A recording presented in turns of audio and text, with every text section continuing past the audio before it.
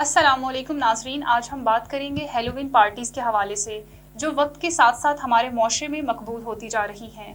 इसी हवाले से अदाकार और एंकर मिशी खान ने कराची में होने वाली हेलोवीन पार्टी के हवाले से ऐसे इंकशाफात किए हैं जिन्होंने सोशल मीडिया पर हलचल मचा दी है।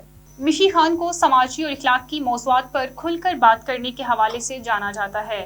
उन्होंने अपने ताज़ा वीडियो बयान में इन पार्टियों को खुली फहाशी करार देते हुए कहा, ये तकरीबात कानूनी और इखलाकी लिहाज से काबिल तशवीश हैं। उन्होंने दावा किया कि हाल ही में कराची में एक मखसूस हेलोवीन पार्टी मुनक्किद हुई जिसमें मुबैना तौर पर हम जिन्स परस्त अफराद को उनके साथियों समेत मद्दू किया गया। मिशी खान के मुताबिक मुझे इत्तला मिली कि यह तकरीब इखलाक की हदूद से तजावुज़ कर चुकी है, मगर अफसोस के हुकाम की जानिब से कोई कार्रवाई नहीं की गई। अदाकारा ने मजीद कहा कि अगरचा उनकी बातों को लोग नसीहत समझकर नज़रअंदाज कर देते हैं, लेकिन वो सच बोलने से गुरेज नहीं करती।